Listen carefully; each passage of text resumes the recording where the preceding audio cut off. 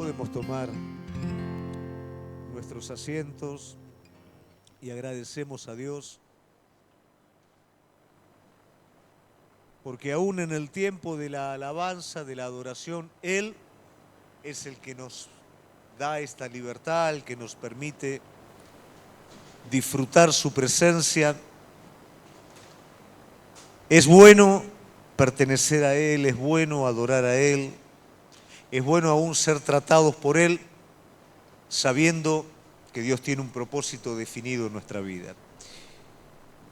Este tiempo de consagración hoy termina como algo que hacemos juntos, pero continúa en la vida de cada uno de nosotros. Como vinimos hablando, la consagración es determinarnos a ir un paso más, es comprometernos desde un lugar diferente, es honrar al Señor con nuestras propias vidas. No le podemos dar nada a Dios y lograr de esa manera su favor, pero sí podemos entregar nuestro corazón y es la ofrenda que Él espera de la vida de cada uno de nosotros. En este tiempo de consagración me gustaría que pudiéramos ver un videíto, porque es un tiempo en el que como iglesia nos estamos consagrando. Y como iglesia estamos desarrollando esta misión que el Señor nos permitió vivirla en África. Y necesitamos oración, necesitamos compromiso, necesitamos que podamos entender también que esta obra nos las ha dado el Señor a cada uno de nosotros como iglesia. Algunos ya han viajado, algunos ya han sido parte. Guarde esto en su corazón, es la comisión, es ir por todo el mundo y predicar el Evangelio. Como iglesia lo hacemos unidos, lo hacemos orando, lo hacemos yendo, lo hacemos aportando. Ahí hay una cajita con sobres para cuando usted sienta en el corazón o determine en el corazón. No es un asunto de cantidad, es lo que decimos siempre, es un asunto de actitud. A veces yo veo que están aún moneditas que se ve que son los chicos y eso es lo más importante. Luego Dios se encarga de hacer todo el resto, pero lo importante es lo que está en nuestro corazón. Así que en este tiempo de consagración yo quiero alentarlo, yo quiero animarlo a que pueda tomar esta extensión de la iglesia en su corazón, que es África. Amén. Y vamos a mostrarle cómo quedó todo cuando nos vinimos, cómo está todo, para que usted lo pueda revivir. Alguien dice, ojos que no ven, corazón que no siente, pero bueno.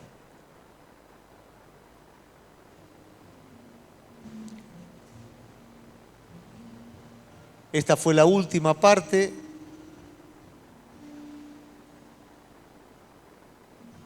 Que hicimos.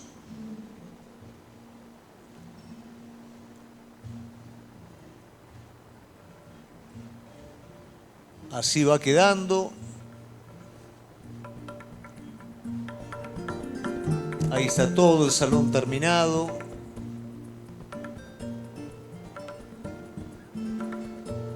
Con sus ventanas, su instalación eléctrica. Usted es parte de todo esto, iglesia.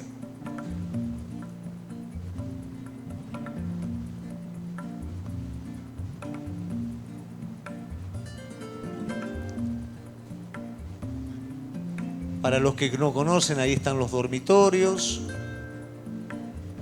Ahí está la bomba de agua. Siempre material, por supuesto, porque siempre se está construyendo.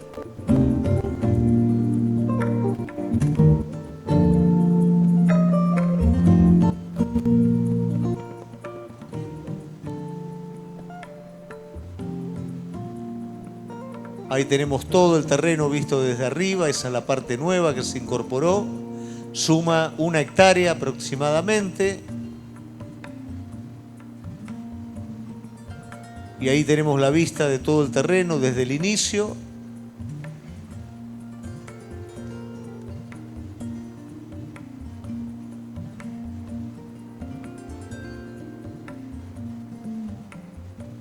hasta ahí llegaba antes, pero ahora llega hasta ahí. Tenemos las capacitaciones,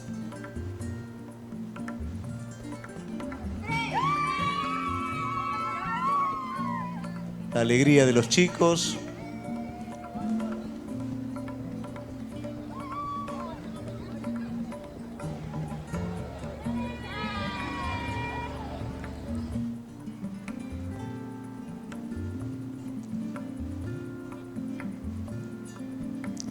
Y una visión final de nuestra parte como iglesia en África.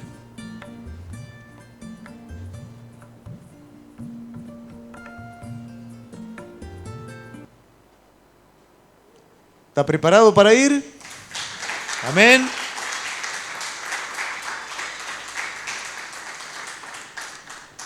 Usted es parte de todo esto. Así que prepárese, no deje de orar por el próximo viaje y si el Señor lo desafía, bienvenido sea. Vamos a compartir un tiempo hermoso en aquel lugar. Muy bien. Terminando prácticamente este tiempo de consagración que comenzamos con nuestra entrega personal, buscando que Dios, como con Chucho, ¿no?, trabajara en nuestras vidas,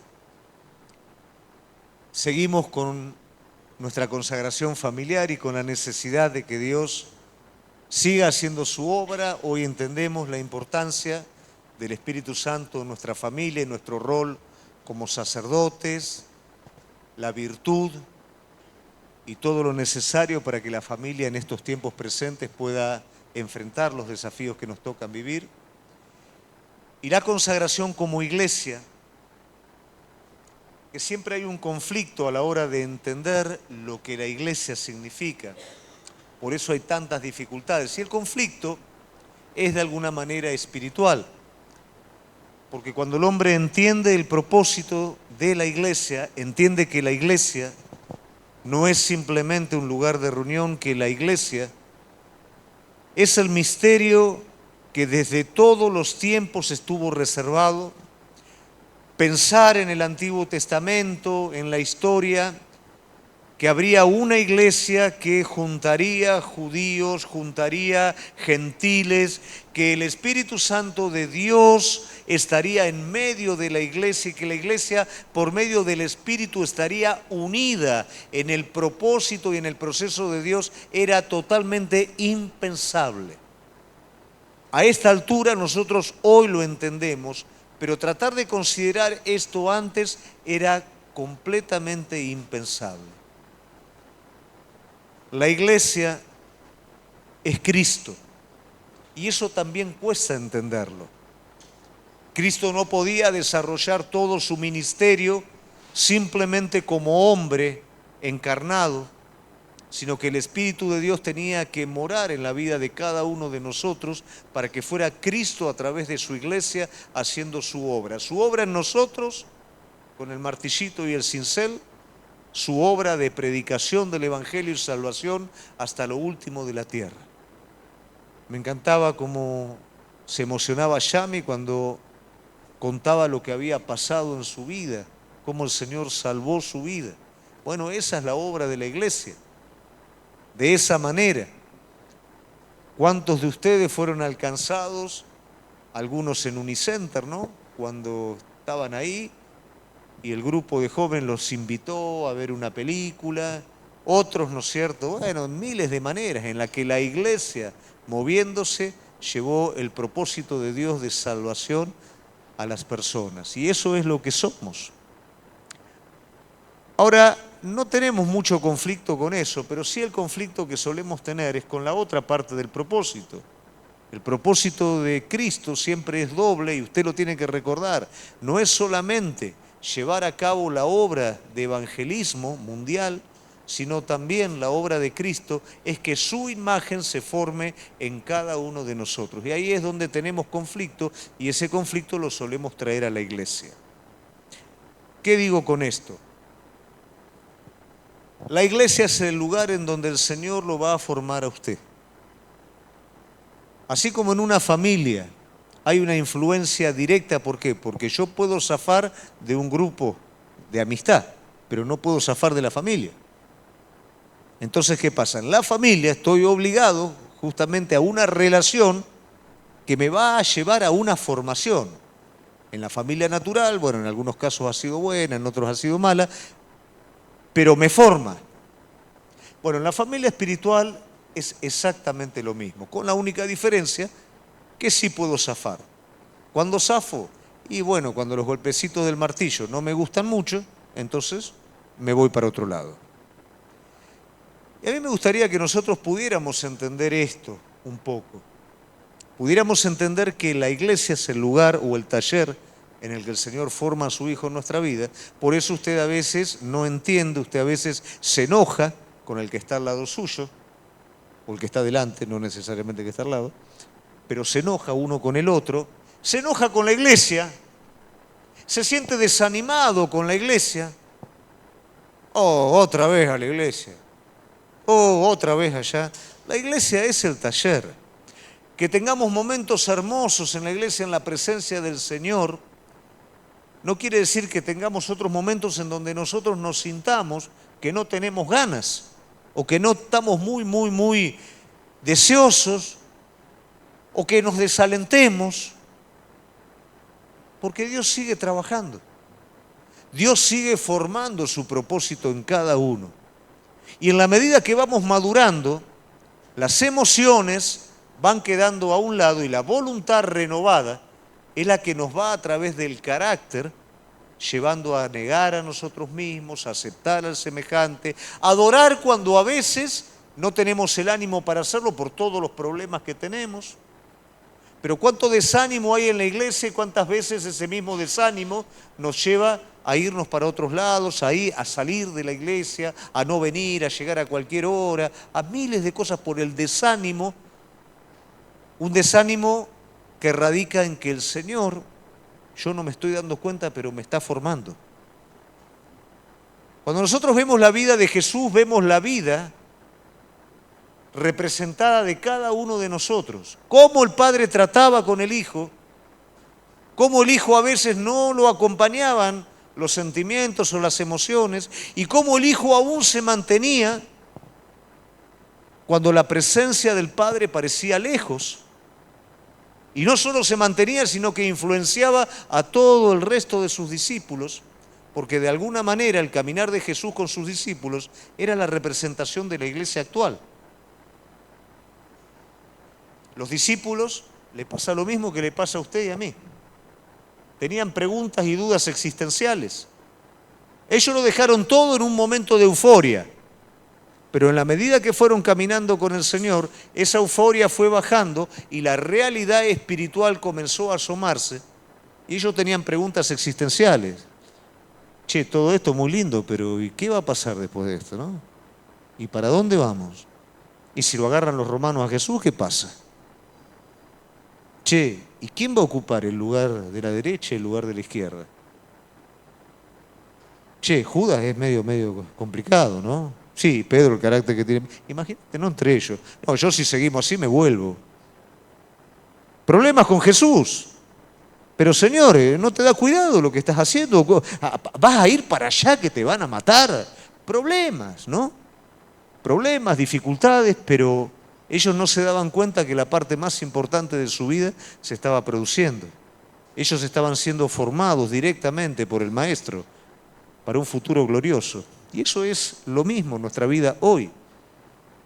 Lo que pasa es que a veces todo ese tipo de cosas nos desaniman y al desanimarnos nos enfriamos, nos desalentamos y el enemigo tiene como estrategia el desaliento, porque es muy difícil una vez que alguien cae en el desaliento salir. No que sea imposible, pero el trabajo de salir del desaliento es muy difícil.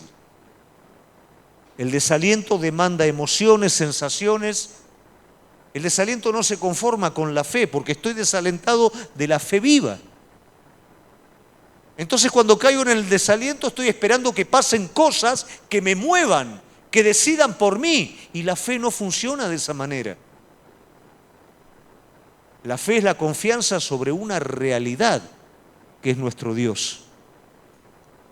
Y en esa confianza, no sentimiento, no emoción, en esa confianza viva que tengo hacia mi Dios, en la cual a veces los sentimientos me acompañan y a veces no, lo adoro por lo que Él es, lo exalto por lo que Él es, vivo a la altura del desafío, aunque lo natural no me acompañe, por lo que Él es. Y el desaliento, aunque viene, no le doy el lugar en mi vida, porque siempre tiene que ver con la decisión. Consagrarnos como iglesia tiene que ver con esto. Los discípulos pasaron lo mismo y el pueblo de Dios pasó lo mismo también. Hubo un momento en el que el pueblo de Dios, por repetir exactamente lo mismo, adorar a los ídolos, querer ser como los demás pueblos de la tierra, cosa que no es distinto hoy en nuestras vidas,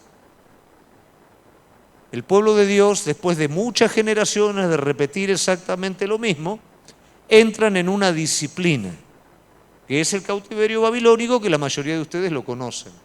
En esa disciplina divina en donde Dios va a tratar, va a llevarlos a volverlos a la identidad, porque eso es lo que nos pasa como cristianos. Perdemos la identidad, perdemos la exclusividad. Sos hijo. Como decía Yami, como estaba en el video, sos hijo. Y por ser hijo sos distinto. Porque tenés un espíritu diferente, tenés un propósito diferente. Pero nuestra naturaleza continuamente quiere ser como los demás pueblos de la tierra. Quiere ser como, quiere hacer de este propósito divino algo que sea aceptable al mundo también. No soporta el conflicto. Nos cuesta identificarnos completamente con lo verdadero. Queremos, bueno, que se sepa que somos buenas personas, que vamos a la iglesia, ¿no es cierto? Pero también que no tenemos ningún problema con todo el resto de las cosas. Y ahí es donde se hace el problema en nuestra vida también. Y siendo que el pueblo de Dios repitió esto de generación en generación, porque una cosa es que esto surja de nuestras vidas. Nosotros hoy conocemos al Señor, nos entregamos, una euforia, caemos en el desaliento. Pero si mis hijos viven ese desaliento, mis nietos viven el desaliento que empezó conmigo y siguió por mis hijos, la generación se endurece y se pierde. Y el plan de Dios no es que disminuya el fuego, sino que el fuego crezca. Que de generación en generación nos encargamos que ese fuego cada vez sea más fuerte. Si el desánimo está presente, no va a ser nunca así. Entonces el Señor va a tratar con el pueblo.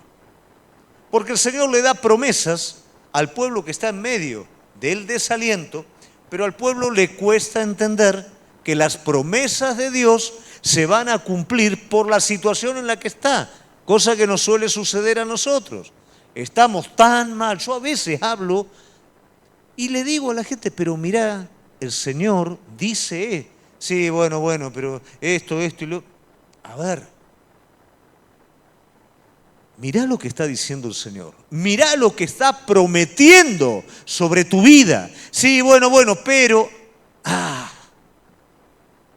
Esto es lo que pasaba con el pueblo. Entonces el Señor, por medio del profeta Isaías, lo va a desafiar al pueblo. Y para desafiar al pueblo va a poner como ejemplo a un hombre. Un hombre que es un testimonio vivo, porque una cosa es cuando yo hablo y otra cosa es cuando yo vivo y concreto algo.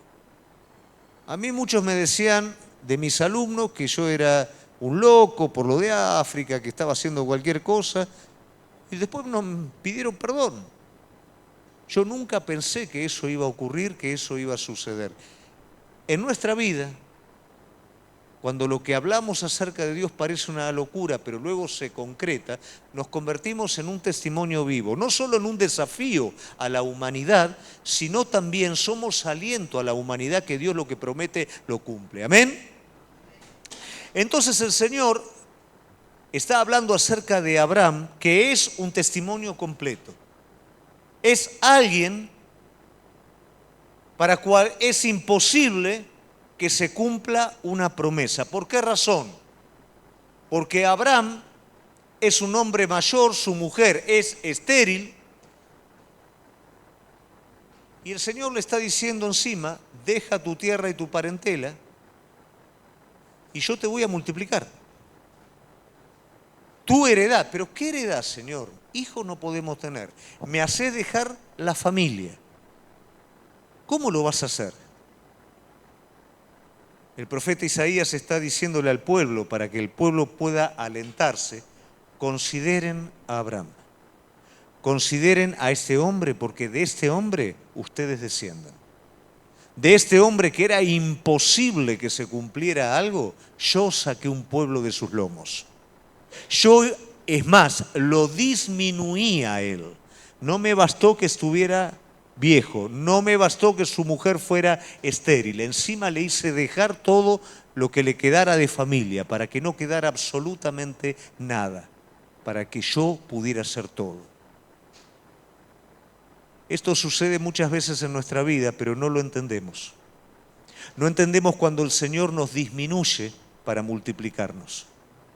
Entonces lo que le está diciendo al pueblo, consideren a Abraham, consideren a este hombre.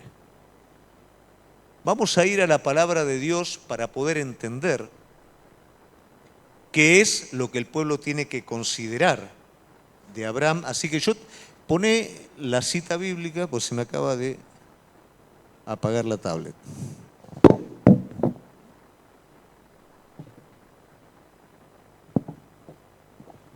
Oídme los que seguís la justicia, los que buscás a Jehová. Mirá la piedra de donde fuiste cortado y el hueco de la cantera de donde fuiste arrancado. Seguimos.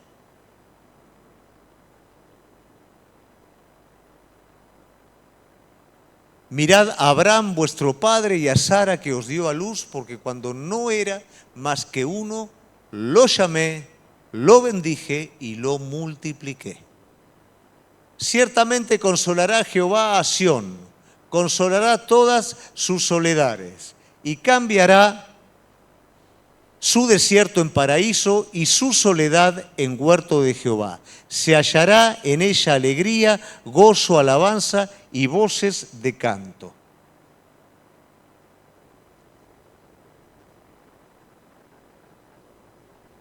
Estad atentos a mí, pueblo mío, y oídme, nación mía, porque de mí saldrá la ley y mi justicia para luz de los pueblos. Hasta ahí la palabra del Señor. Entonces vamos a ver nosotros que en la bendición de este hombre, el Señor va a alentar al resto del pueblo. Ahora bien,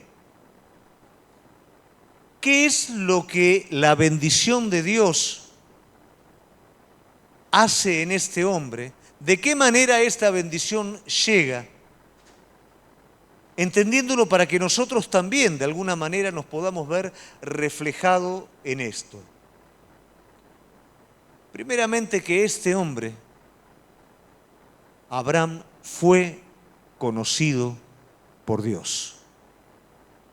Probablemente esta palabra usted, bueno, sí, conocimiento de Dios, hoy lo vimos a la mañana con respecto a la visión, sí, tenemos que conocer a Dios. Yo quiero que nos detengamos y con entendimiento lo podamos entender, ser conocidos por Dios. Es cierto que Dios conoce a todo el mundo, pero no lo conoce de la misma manera. Una cosa es como Dios conoce al hombre y otra cosa es como Dios conoce al hijo. Son dos cosas completamente diferentes. A veces yo hago el mismo ejemplo, póngale un orfanato y el director del orfanato decide dar la posibilidad a un niño de ser su hijo. Como director del orfanato conoce absolutamente a todos los niños, pero a ese le da la oportunidad de ser hijo. ¿Querés ser mi hijo? Sí, quiero ser su hijo. Entonces hace todos los papeles. De ahí en adelante, aunque conoce a todos los niños del orfanato, a este niño lo va a conocer como hijo. Bueno, esto es lo que sucede en nuestras vidas. Dios te conoce como hombre, como mujer, pero cuando vos le das una respuesta al llamado de Él, a partir de ese momento Él te conoce como hijo. Sos hijo para Él y como hijo heredero. A partir de ese momento, el hijo del director del orfanato va a ser heredero de todo lo que el padre tiene. Los demás chicos no. Dios nos conoce a nosotros de esa manera, como hijos. Pero aún como hijos, el Señor nos conoce de una manera diferente. ¿Cómo nosotros tocamos el corazón de Dios? No tiene que ver con obras, no tiene que ver con el esfuerzo para ser mejor, tiene que ver con lo que realmente pasa en mi corazón hacia Él. No somos perfectos, iglesia. No tenemos muchas cosas buenas. Pero Dios arriba de todo eso está mirando el corazón de cada uno de nosotros y cuánto amor hacia Él. Muchas personas tocaron al Señor desde un lugar diferente. ¿Usted recuerda a la mujer del flujo de sangre? Las multitudes lo apretaban a Jesús y lo tocaban. Pero esa mujer, que sabía que si lo tocaba a Jesús la podrían llegar a apedrear, porque lo iba a contaminar ceremonialmente, porque la iban a apedrear por estar en medio de la multitud, ella no pensó en ninguna otra cosa más que en decir: yo no paro hasta que llego a Él y toco su manto y me agarro de su manto. Ella tocó al Señor desde un lugar diferente. Los discípulos le decían a Jesús: pero Señor, todos te están tocando. Sí, pero algo salió de mí. Cuando vos lo tocás a Él desde un lugar diferente, algo sale de Él. Porque esta mujer lo tocó a Él con confianza, lo tocó a Él con fe. Para Jesús era fundamental que mientras caminaba en esta tierra, la gente pudiera creer. Y esta mujer por ahí creía más que sus discípulos. Y eso tocaba el corazón de Él. Cuando en medio de la adversidad, en medio de la dificultad, vos estás dispuesto a decir: es cierto, pero tocas el manto de Él, estás tocando el corazón de Él también. Porque estás diciendo: confío en lo que Él prometió, confío en lo que Él dice. Aunque las cosas se presenten desde un lugar diferente, confío. Y confiar, iglesia, no es un sentimiento, no es una emoción, es una decisión en la que yo decido dar crédito a la palabra, más crédito que a la circunstancia. Y déjeme decirle algo: el 80% de las circunstancias que a usted lo hacen desmayar, nunca lo matan. Nunca lo dejan tirado. Es más la confianza que ponemos nosotros en eso que lo que luego realmente sucede. Esto nos lleva a la importancia de que nuestra confianza esté puesta en Él. Y cuando realmente yo soy capaz de mirar todo y decir: sí, es cierto, pero Señor, yo decido confiar en vos, no solo estoy tirando del manto, estoy tocando el corazón de Él. No hay cosa que lo honre a Él más que la confianza. Y eso es algo que tenemos que aprender, iglesia. Si vos querés tocar el corazón de Dios, cuando viene el momento de la dificultad, cuando viene el momento de la lucha, es entendible. Te vas a sentir con necesidad. Pero ¿cómo lo voy a llevar? ¿Qué decisión voy a tomar? Va a ser si voy a tocar el corazón de Dios o no. Porque también yo puedo tocar el corazón de Dios con la incredulidad. Cuando Tomás tocó al Señor, metiendo sus dedos, tocando su costado, yo creo que fue el toque peor que el Señor recibió de alguien. Tocó el corazón del Señor, pero no lo tocó con la fe, lo tocó con la incredulidad. En una primera instancia Tomás no estaba, estaban todos los discípulos y Tomás no estaba. En una segunda instancia estaba y el Señor vino y evidentemente vino a propósito por Tomás.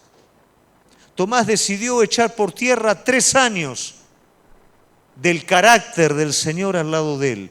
3 años de la palabra continua de Dios, de los milagros que vio. Dijo, por medio que algo que el Señor había hablado, pero que él no podía entender, todo esto es mentira y de la única manera que yo puedo creer es tocando. Cuando la mujer tocó con fe, el Señor dijo, ¿quién me tocó? Cuando Tomás tocó con incredulidad al Señor, el Señor lo estaba llamando por su nombre, Tomás, porque viste, creíste. Imagínate vos como padre, que tu hijo ponga en tela de juicio de tu paternidad. Vos no sos mi papá, no nos parecemos. Hijo, soy tu papá. No, si vos no haces un certificado de ADN, yo no. Hijo, soy tu padre. Y vivo con mi padre como si no fuera mi padre, y cada cosa que hago lo pongo en tela de juicio, y cada cosa que vos me retás así porque no sos mi papá. Imagínense en 3 años de convivir con Jesús y decir, si yo no meto las manos, no toco, no creo. Jesús no menciona por el nombre a Tomás, pero también su corazón se constricta por la incredulidad. No creer es poner en tela de juicio la integridad. ¿Qué pasa cuando vos decís algo y alguien no confía en vos? No, ¿en serio me estás diciendo? No, no te creo. ¿En serio te estoy diciendo? No, no te creo. ¿Cómo sentís? Imagínate con Jesús, 3 años de milagro, de ministración del Espíritu Santo, de ver cosas que ningún hombre vio en esta tierra y si ahora no toco, no veo. ¿Cuántas veces en la iglesia no siento y no siento nada y no? Iglesia, venimos por medio de la fe. Venimos a honrar a aquel que nos salvó. ¿Te acordás todo lo que hizo? ¿Te acordás cuando no había nada de dónde te sacó? Y si no sentís nada, la palabra que escuchás, ¿acaso no es una palabra que golpea directamente tu espíritu? ¿No es una palabra que te está mostrando la realidad del que vive? Basta esa palabra para sensaciones. Basta simplemente lo que la palabra está desnudando, lo que está mostrando, lo que el Espíritu me está llevando para poder confiar completamente en Él. A veces escucho y escucho y escucho, pero si no siento algo o no pasa algo. Y de esa manera tocamos con incredulidad el corazón de Él. Pero hay un toque por medio del cual el Señor conoce, que es el toque favorito mío. Y es el toque de María. Que María no se conforma, como lo hemos dicho tantas veces, ni siquiera con ver a Jesús en la cruz, ni siquiera ver cuando lo van a enterrar, cuando ponen una piedra, sellan ese sepulcro y todo dice se terminó acá. María dice no se puede terminar acá porque Él dijo que resucitaba. Vamos al sepulcro. Y la piedra estaba removida y ella ve que en el sepulcro no hay nadie. Lógico que no va a haber nadie porque Él dijo que resucitaba. Pero ¿dónde pusieron su cuerpo? Y Él le dice, María, la llama por su nombre, porque María fue capaz de pasar todo condicionamiento de incredulidad natural, habido y por haber, por confiar en lo que Jesús había hablado. Para María era impensable que lo que Jesús dijo no se cumpliera. Por eso fue capaz de llegar hasta las últimas consecuencias. Y el toque de María fue un abrazo que no lo dejaba ir, que Jesús le tuvo que decir: soltame, María, tengo que ir a la presencia del Padre, todavía no fui glorificado, soltame. Ella se agarró. ¿Cómo tocamos nosotros el corazón de nuestro Padre? ¿Lo tocamos con confianza, como esta mujer? ¿Lo tocamos con incredulidad continuamente, como Tomás? ¿O lo tocamos como María, con una devoción y un amor tan grande que lo busco y cuando encuentro no me quiero ir de ahí? Abraham fue un hombre que tocó el corazón de Dios. Porque cuando Dios le pidió lo único, aquello en donde toda su vida se apoyaba, Abraham le dijo: acá está, Señor. Y con eso lo hizo amigo de él. No me negaste tu hijo único, no me negaste lo más importante, no me lo negaste, me lo entregaste. ¿Qué te voy a llamar? ¿Siervo? ¿Qué te voy a llamar? Te voy a llamar amigo, porque amigo querido, tocaste mi corazón. Fuiste capaz de confiar de tal manera que todo lo pusiste en mí. Todos pasamos momentos de prueba y en el momento de prueba Abraham tocó el corazón del Señor a través de la entrega. En el momento de la prueba hacemos exactamente lo contrario, tratamos de salvarnos a nosotros mismos. Pero cuando realmente en el momento de la prueba lo que está presente es la entrega, tocamos el corazón de Él. Él nos conoce como hijos, pero la pregunta que yo quiero hacerte en esta noche: como hijo, ¿cómo estamos tocándolo? ¿Cómo estamos tocando su corazón? ¿Con la confianza de la mujer? ¿Con la incredulidad de Tomás? ¿O con la devoción y el amor de María, agarrándonos completamente de Él? Cuando entendemos que Él nos acepta, cuando entendemos que Él trabaja en nuestra vida, cuando entendemos que Él nos va a llevar a un lugar donde nosotros no podemos llegar, ni en carácter, ni en lugar, por nuestras propias fuerzas, ahí es donde realmente decidimos tocarlo a Él. Pero la pregunta es: ¿cómo lo vamos a tocar? Abraham en el momento de la prueba lo tocó con su entrega. Vos en el momento de la prueba, ¿cómo lo vas a tocar a Él? ¿Con incredulidad? ¿Con reservar las cosas? ¿O vas a entregar todo delante de Él? Segundo aspecto de la bendición: ser guiados.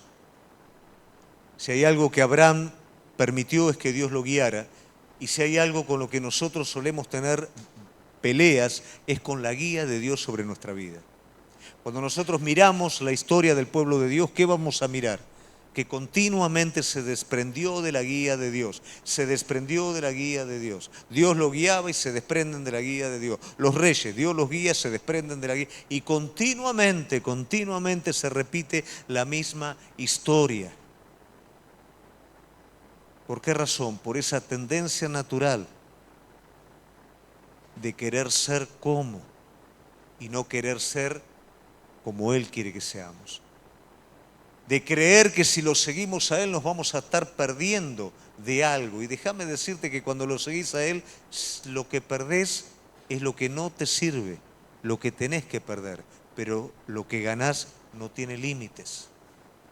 Y a veces en este asunto del seguimiento de Él, nosotros ejercemos lo que yo lo bauticé con un nombre: la fe invertida. ¿Cuándo dejamos de seguirlo a Él? Cuando le damos crédito a una mentira, cuando decidimos poner fe en una mentira. La primera caída tiene que ver con esto. Dios le está dando a Adán y Eva una realidad y el enemigo le está dando una mentira. ¿Y qué es lo que hace Adán y Eva? Deciden dejar la realidad y creer en la mentira. En la guía de Dios pasa exactamente lo mismo. Le damos crédito a una mentira, porque la mentira enciende nuestro corazón caído. porque la mentira nos enciende de pasión, porque la mentira prácticamente nos abraza de una manera tal que nos lleva a tomar decisiones y firmamos y damos por hecho que va a ser así y después es todo lo contrario, porque esa es la estrategia del enemigo. Firmá, no lea las letras chiquititas, firmá, pero después vienen las consecuencias. Y algo parecido pasa con Abraham, porque él también en un momento interrumpe la dirección. Y esta dirección que él interrumpe forma un ciclo en la vida de este hombre, un ciclo que también sucede en nuestras vidas y de lo cual nos tenemos que guardar. Porque viene el momento de necesidad, como en la vida de cualquier otro. Vino el momento de necesidad en la vida de Abraham. Viene el momento de necesidad y va a venir. El problema no es el momento de necesidad, es qué hago. Dios lo está llamando a este hombre y viene el momento de necesidad. Y este hombre decide bajar a Egipto. Egipto siempre fue el enemigo del pueblo de Dios. Egipto fue quien esclavizó al pueblo de Dios. Pero algo que suele suceder es que cuando nos vamos de Egipto, ya lo dijimos en otro sermón, y nos sacamos ese sufrimiento, después comenzamos a extrañar Egipto. Y después no solo lo extrañamos, comenzamos a admirar las cosas de Egipto. Abraham en su necesidad bajó a Egipto. ¿Y qué pasó? Bueno, ya todos lo sabemos. Hizo mentir a su esposa, pero pasó algo muy particular que después va a dar lugar a algo más complicado. De Egipto, él se va con algo. Cuando el Hijo de Dios baja a Egipto en busca de ayuda, no queda todo igual. Cuando vos volvés de Egipto, siempre volvés con algo. Y volvés con algo que de alguna manera va a afectar tu futuro, va a afectar el propósito. Por eso, no bajes a Egipto en busca de ayuda. Como le dice continuamente el Señor a su pueblo, no vayas a Egipto en busca de ayuda. Egipto no te puede ayudar. El mundo no te puede ayudar. Yo te puedo ayudar porque yo vencí al mundo. Pero el mundo no te puede ayudar.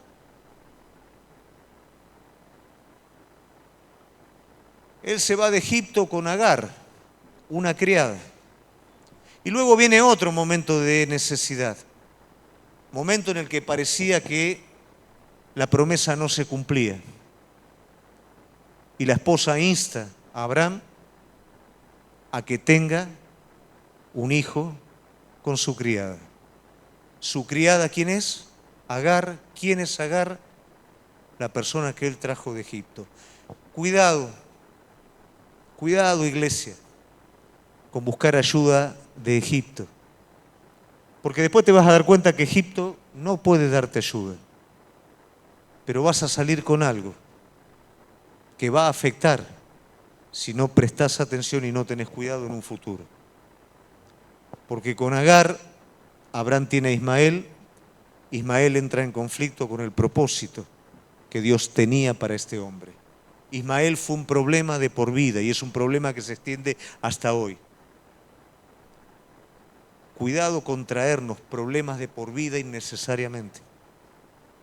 Cuidado con interrumpir la guía de Dios en nuestra vida y decidir por Egipto y luego volverme de Egipto con algo y que ese algo termine afectando, termine siendo un aguijón en el zapato para el plan que Dios tiene para con mi vida. Dios quiere guiarnos.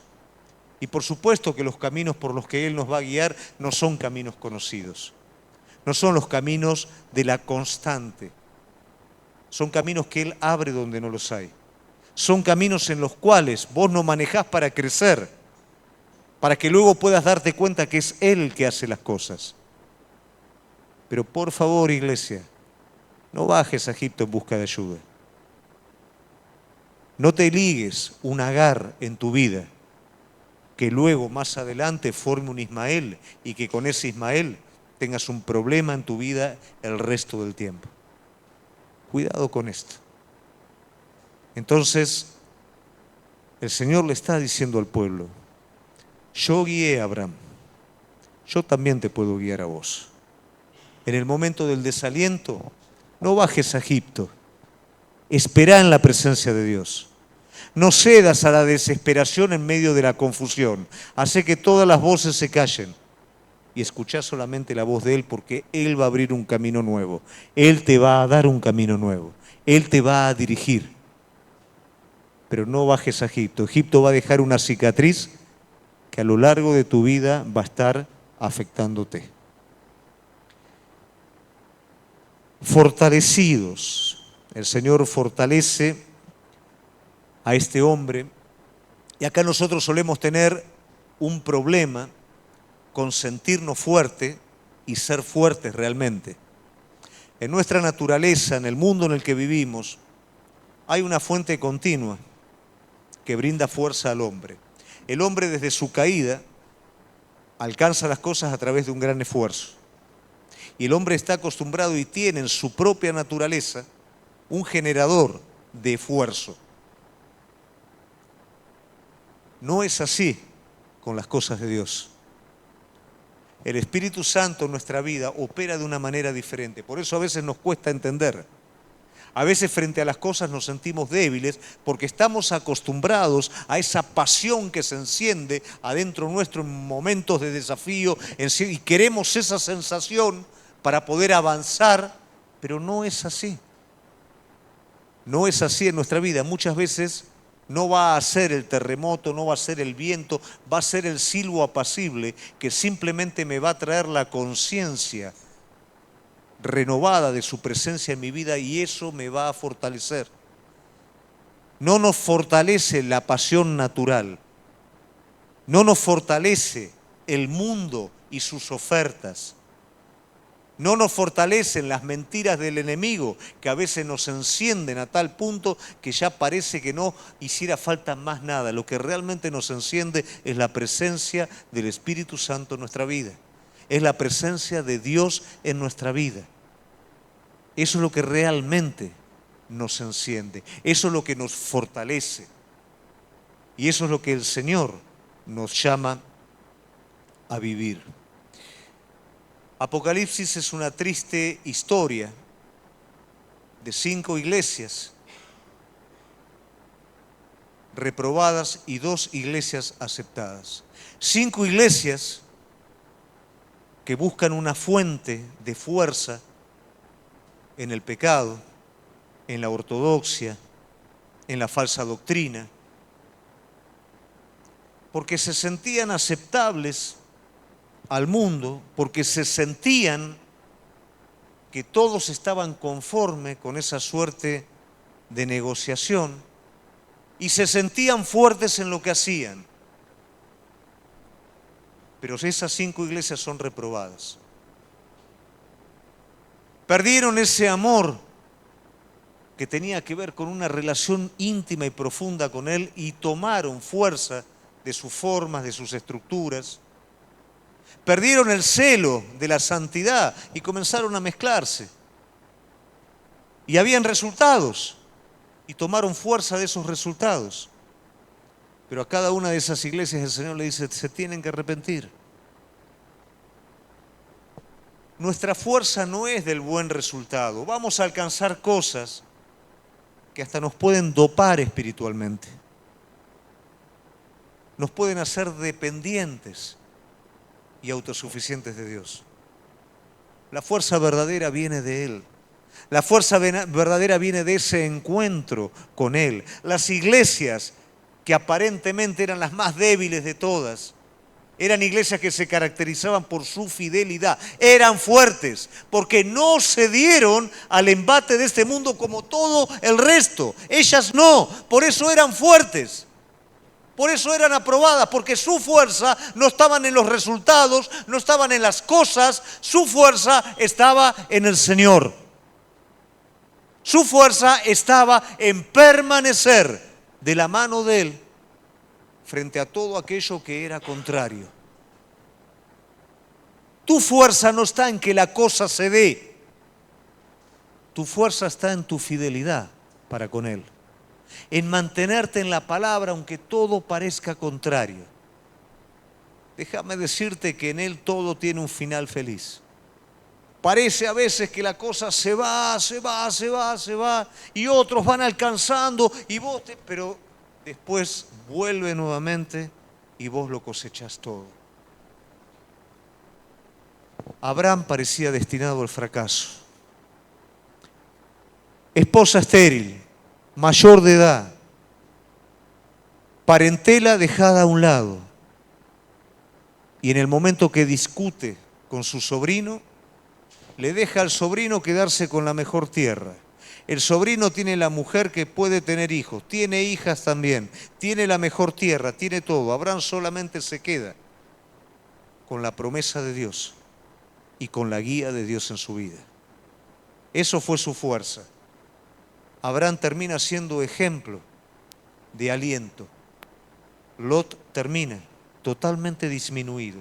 Abraham multiplicado. Abraham con bienes. Abraham con hijos, con un pueblo. Y Lot termina en una cueva con sus hijas, de manera incestuosa, sin su esposa que se convierte en sal, perdiéndolo absolutamente todo. Pero hasta antes, Abraham no tenía nada y Lot lo tenía todo. A veces nos confundimos. A veces creemos que el cristiano está destinado al fracaso y es todo lo contrario. Si nuestro padre venció y no fracasó, ninguno de sus hijos está destinado al fracaso. Pero ¿cuál es tu fuerza? ¿Son tus logros? ¿Cuál es tu fuerza? ¿De dónde estás sacando tu propósito, tu vitalidad? ¿De dónde lo estás sacando? ¿De que me vaya bien el negocio? ¿De que me vaya bien en la situación de no tener ningún tipo de problema? ¿O lo estoy sacando de mi fidelidad a Él? Lo estoy sacando de ese tiempo que, bueno, hoy lo busqué y qué sé yo, es como si no hubiera pasado nada. Pero al otro día en la presencia de Él, su presencia llenó mi vida como nunca antes y volví a entenderlo todo. Jesús le dijo a sus discípulos, van a tener aflicción en este mundo. Yo me voy a parecer a ustedes y la tristeza se va a convertir en gozo. Porque esa es la fuerza, la fuente de un hijo de Dios. La presencia de Dios en su vida, no las cosas. Y finalmente, Abraham fue bendecido a partir de la multiplicación. La multiplicación es algo que todo el mundo quiere. ¿Por qué? Porque la multiplicación es el resultado exponencial de lo que hacemos. Todo el mundo quiere sembrar una semilla y cosechar un trigal entero. Todo el mundo quiere, ¿no es cierto?, hacer algo y que eso vuelva inmediatamente en forma multiplicada. La multiplicación es un anhelo. Y Dios quiere multiplicar a sus hijos, pero a veces no logramos entender que esa multiplicación está íntimamente relacionada en la sabiduría de Dios. Cuando Dios quiso, algo que parecería muy extraño, formar a su pueblo en Egipto, multiplicó sobrenaturalmente al pueblo. Los egipcios tenían pocos hijos, los israelitas tenían un montón de hijos, los multiplicó porque era necesario que en esas generaciones se formara un pueblo. Pero luego este pueblo se hizo grande, este pueblo se hizo fuerte. Y esa grandeza y esa fortaleza lo hizo tener en sí mismo seguridad, alejarse de Dios, identificarse con el resto de los pueblos de la tierra y tuvo que ser corregido. Pero luego, pasada esa corrección y siendo restaurado, el pueblo vuelve nuevamente a la tierra a reconstruir. Y la realidad es que era muy poquita gente que había. Muy poquito el pueblo. La mayoría quedó en Babilonia. Era muy poquito el pueblo que había vuelto a Jerusalén. Ahora el Señor va a comenzar un proceso en este pueblo. Pero lo último que va a hacer es multiplicar la gente. Lo primero que permite que es que el altar se ponga en su lugar. No puede haber multiplicación sin altar, porque la multiplicación nos llevaría a puestos. Primeramente el altar es puesto en su lugar. Luego, por medio de Nehemías, se levantan los muros. Había sido expuesto el pueblo al enemigo y el enemigo lo había derrotado. Ahora era necesaria una protección. Luego se edifica el templo. Es el lugar de la presencia de Dios en el Antiguo Testamento. El altar, el templo, los muros, ya está todo listo, pero dice la palabra de Dios en Nehemías capítulo 7. El pueblo, la ciudad había sido construida, pero el pueblo era poco. Era necesario que se afianzara lo primero que habían perdido. Era necesario que se afianzara la comunión. Era necesario que se afianzara la entrega. Era necesario que se afianzara la conciencia de cuerpo con propósito. Porque si se multiplicaba de manera rápida, iban a volver de nuevo al mismo error. A veces nosotros queremos una multiplicación rápida en nuestra vida. Pero la realidad de todo esto es que el Señor nos va a dar eso. Pero como padre que ama a sus hijos, no quiere que por la multiplicación se pierda lo más importante. Eso lo trae Dios sobre nuestra vida. No te asustes cuando el Señor te disminuye. Vos estás buscando multiplicación y el Señor permite en ciertas, no siempre, pero permite en ciertas circunstancias que haya una disminución, como Gedeón, que disminuye el ejército. Ese es el momento que nos va a preparar a nosotros para recibir la multiplicación de Dios. Porque en ese momento no nos vamos a creer que somos nosotros, no nos vamos a jactar en nosotros mismos, no vamos a sacar esas cosas de Egipto y vamos a decir, por mi fuerza, por mi brazo, yo me multipliqué. El Señor va a permitir que a partir de esa disminución vos puedas ir delante de Él y puedas ver cómo Él multiplica las cosas de manera sobrenatural. Y vos vas a ver que no fue tu brazo, no fue el hombre, no fue el mundo, fue Él el que lo hizo. Todo esto el Señor lo está haciendo un nudo, como si fueran muchos hilitos, lo está haciendo un nudo y le está diciendo, pueblo, aliéntese. Tuve un hombre, ese hombre fue mi amigo y fue el origen de ustedes. Ese hombre tocó mi corazón con su confianza. Ese hombre me siguió incondicionalmente. Ese hombre me buscó a mí como sus fuerzas. Y a ese hombre yo lo multipliqué. No tenía nada. Lo hice quedar sin nada. Y lo empecé a multiplicar mientras me seguía. Aliéntese, pueblo, en este tiempo.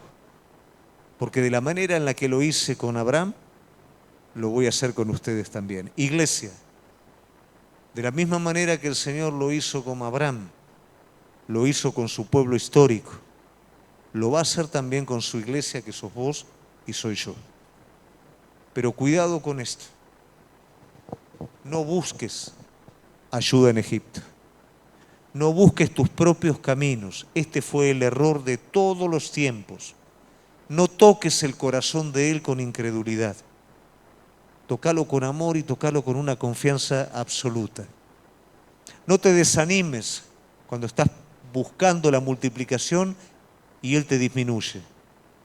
Él te está preparando para una multiplicación que vos ni te imaginás. Pero ¿sabés qué es lo lindo de todo esto? Que esa multiplicación no va a manejar tu vida, sino que Dios va a bendecir tu vida a partir de eso. Abraham es un ejemplo para nuestra vida, es un desafío para nuestra vida. Y en este tiempo de consagración podamos entender que esta bendición es para cada uno de nosotros. Amén. Los invito a ponerse de pie.